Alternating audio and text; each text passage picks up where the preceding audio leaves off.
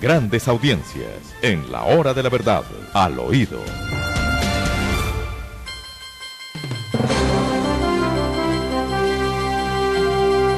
Bueno, habrá que contarles al oído que la exmujer de Rodríguez Orejuela, del ajedrecista, nos parece, porque ellos son dos que llevan los mismos apellidos, le dice a Samper cínico, y tiene toda la razón.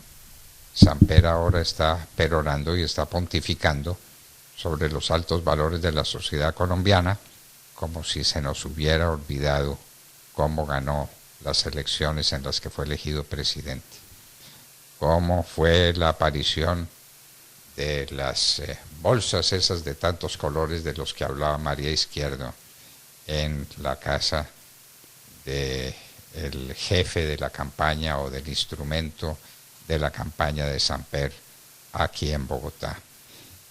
No se nos ha olvidado. Y cada uno de los jefes de campaña de cada uno de los departamentos pasaron a recoger su caja envuelta en papeles primorosos, llenos de dinero para ganar las elecciones. ¿Será que se le olvida al doctor Samper que eso ocurrió? A nosotros no se nos olvida. Lo tenemos muy presente. Cómo se ganaron esas elecciones con el dinero del narcotráfico, con el dinero de los Rodríguez Orejuela.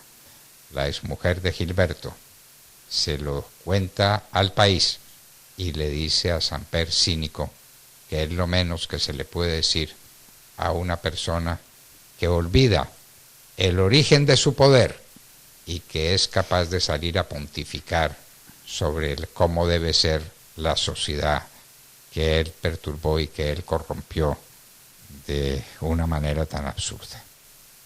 ¿Ustedes oyeron las declaraciones de la exmujer de Rodríguez Orejuela, de Mar? Sí, doctor Fernando, las leímos y luego las escuchamos a través de un reportaje que le hacen en Revista Semana.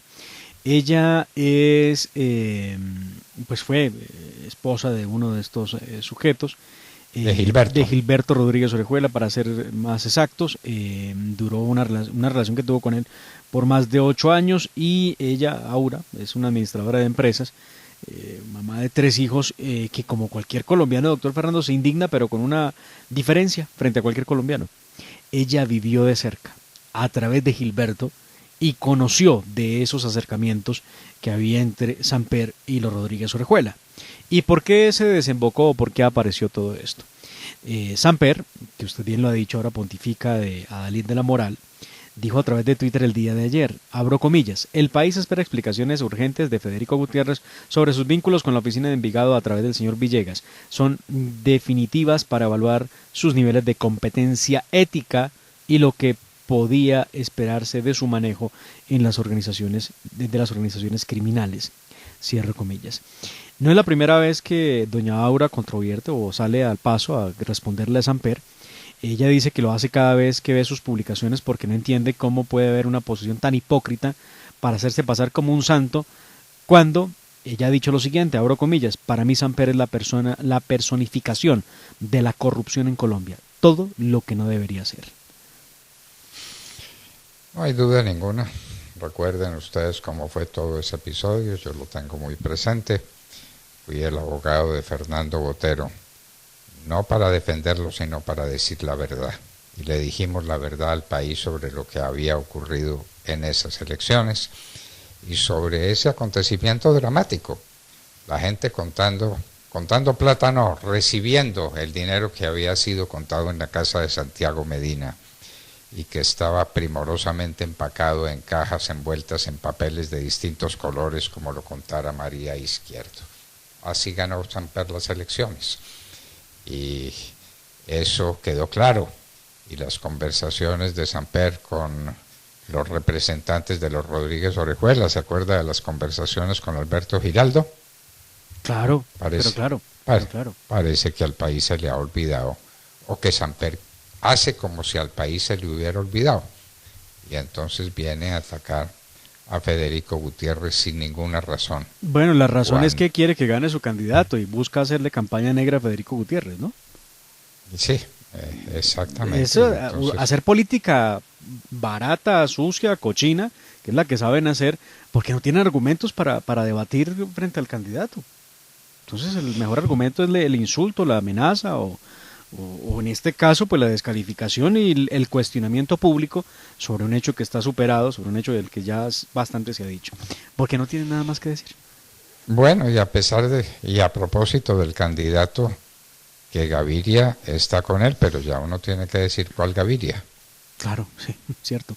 Pues se trata del expresidente César Gaviria, que hoy precisamente dará a conocer de manera pública la definición que ha tomado él y su bancada, su partido, respecto de la adhesión a la campaña de Federico Gutiérrez. De esta forma, el Partido Liberal, que estuvo seguramente en algún momento tan cercano, o por lo menos en conversaciones con Gustavo Petro, pues ya definitivamente queda alineado para ir a la campaña con Federico Gutiérrez, aspirante a la presidencia de la República.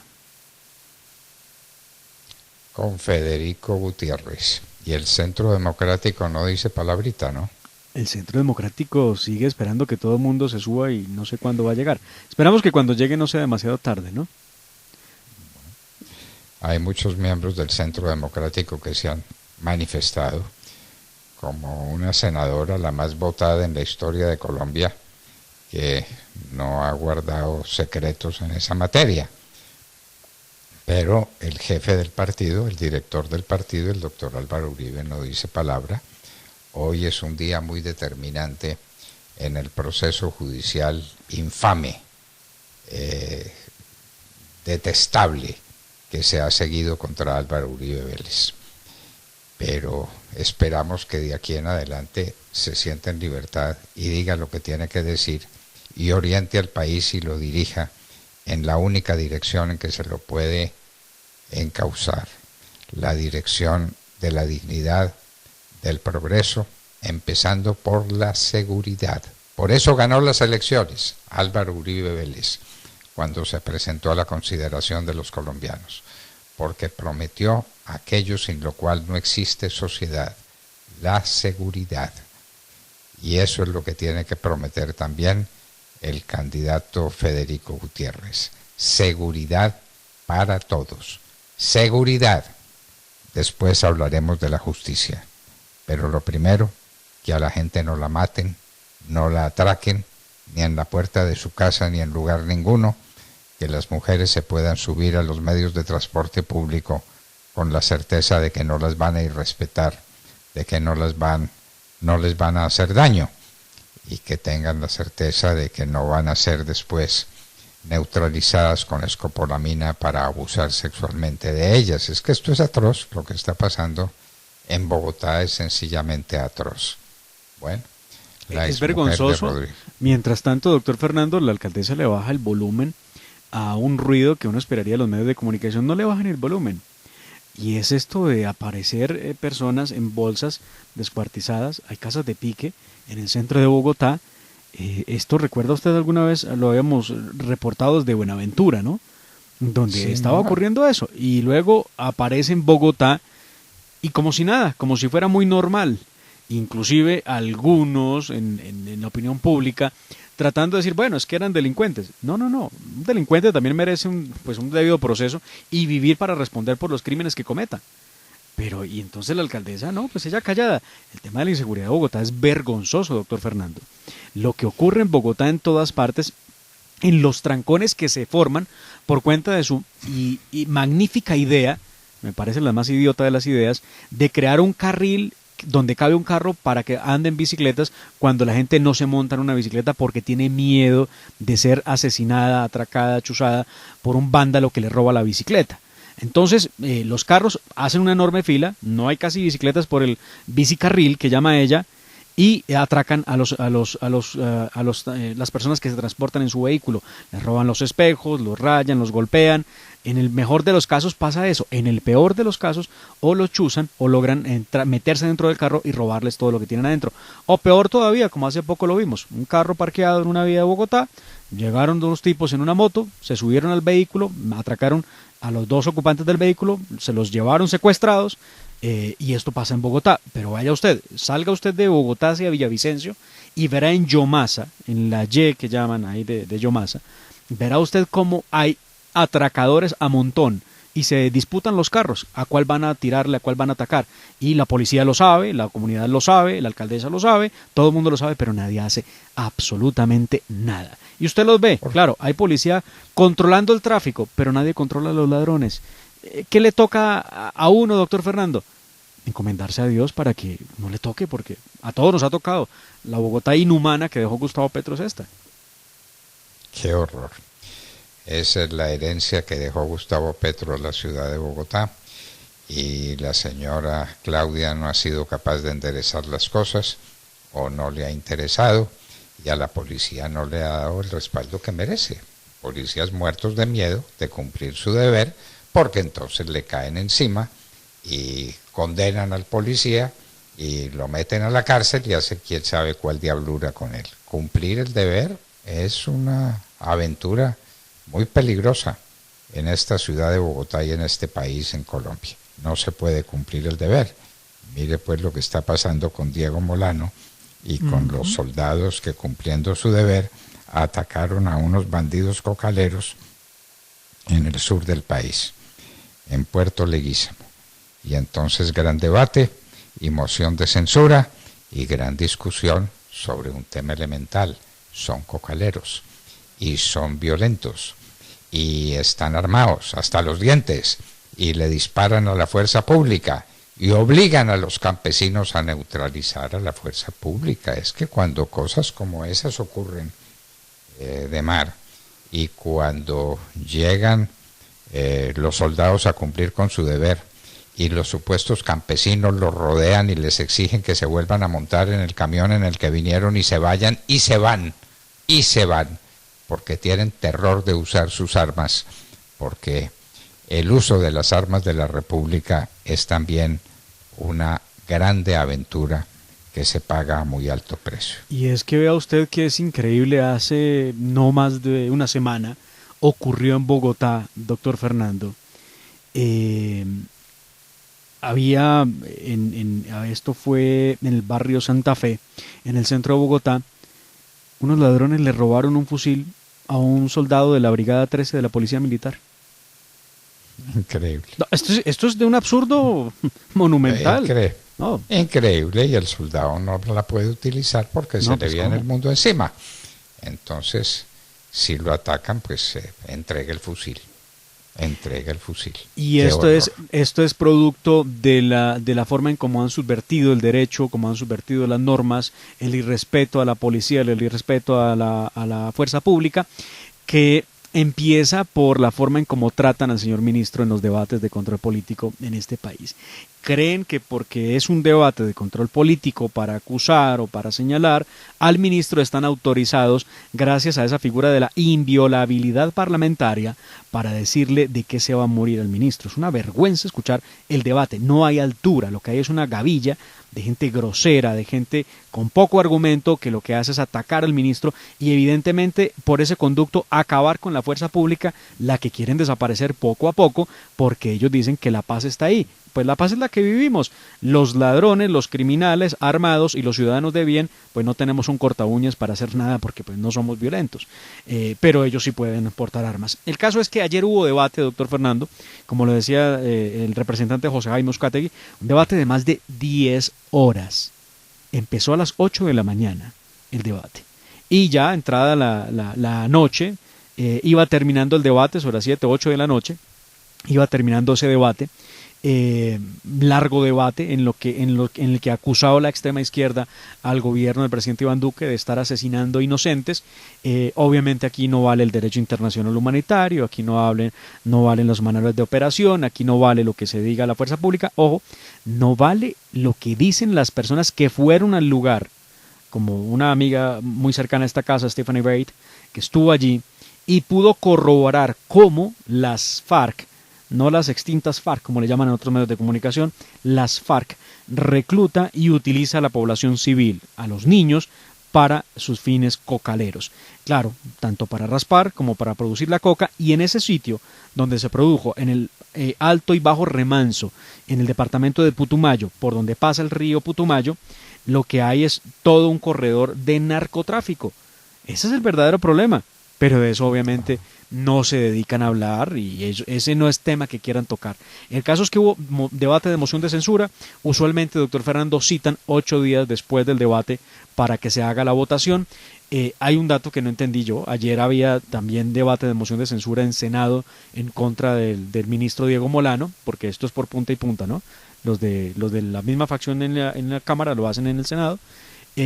No se pudo llevar a cabo el debate. Parece ser que quedó aplazado.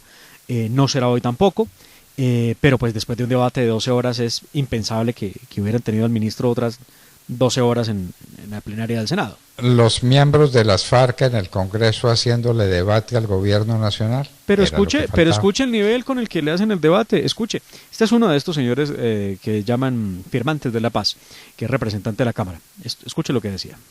A defender en muchas cosas hasta de acuerdo estamos, pero el 93% de quienes firmamos el acuerdo de paz estamos comprometidos en sacarlo adelante. Y en el acuerdo, David, por ninguna parte dice que hay que entregar rutas de narcotráfico, porque por ninguna parte en La Habana se pudo demostrar que éramos narcotraficantes. Y así griten y murmullen, les toca escuchar porque es la verdad. Y si creen que no es cierto, lean el acuerdo para que podamos discutir sobre él. Muchas gracias. Pues este sujeto desconoce a propósito y pretende enredar a la opinión pública, porque si ustedes, oyentes, son juiciosos, revisan la página del Departamento de Estado, hay un programa que se llama Programa de Recompensa por Narcotraficantes o por temas de narcotráfico, Rewards Narcotics, alguna cosa. Ustedes lo encuentran allí y pongan los nombres de estos señores que hoy hacen parte de la política, no sé, Timochenko, Lozada o Catatumbo. Y por Timochenko ofrecían $5 millones y lo acusaban de temas de narcotráfico. Lo mismo por Lozada, que daban 2.5 millones, y por Catatumbo, que daban 2.5 millones. Son temas que están ahí. Yo no sé si fue que de pronto el Departamento de Estado se inventó esa información, o sería un entrampamiento. Bueno, Demar, que se cae la revocatoria al alcalde de Medellín, era lo que faltaba. Pues, ¿no habrá votación entonces? Pues vea que esto terminó muy parecido al proceso en contra del expresidente Uribe, donde él empieza como víctima y termina como victimario. El Consejo Nacional Electoral abrió una investigación y formuló cargos en contra del comité promotor de la revocatoria del mandato de Daniel Quintero en Medellín. Según dice el Consejo Nacional Electoral, en el primer cargo no figuran en los estados contables la totalidad de los aportes en dinero o en especie que cada persona natural o jurídica realizó durante la campaña, lo que puede configurar una violación al artículo 11 de la ley 1757. En el segundo dice que hay una presunta violación de topes de la campaña de recolección de apoyos ciudadanos a la solicitud de revocatoria del alcalde Daniel Quintero. Y para terminar, dice que los investigados serán los miembros del comité de revocatoria. Entre otros, un invitado que nosotros hemos aquí tenido muchas veces, que es Andrés Felipe Rodríguez, Andrés El Guri Rodríguez, ingeniero, que hacía parte de este proceso de revocatoria y es representante legal de la Corporación Medellín Cuenta Conmigo. Así que la revocatoria no va. ¿Y eso lo dice quién? Consejo Nacional Electoral, al que yo pocas veces le he leído, doctor Fernando, que haya sancionado a alguien o compulsado copias para investigarlo por violación de topes electorales. Parece que no revisaron las campañas. Bueno, entonces no se le ocurre utilizar un derecho constitucional como este tan claro de la revocatoria de un mandatario que pierde la confianza de su gente. No se le ocurra porque termina usted investigado y probablemente termine en la cárcel. El Consejo Nacional Electoral seguramente le compulsará copias a los jueces de la República que, encantados, se vendrán lanza en ristre contra quienes están persiguiendo al alcalde de Medellín porque es persona que no merece confianza.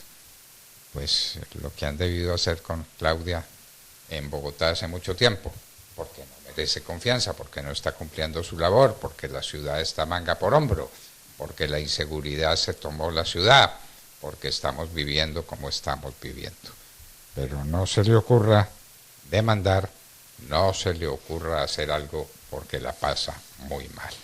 Y en un minuto hablaremos con el abogado y periodista Melquisedec Torres sobre lo que está pasando en el departamento del Huila. El departamento del Huila, que fue departamento de paz, el principal productor de café en Colombia, el departamento del Huila, tomado por el ELN. Melquisedec Torres estará con nosotros en un minuto, en la hora de la verdad.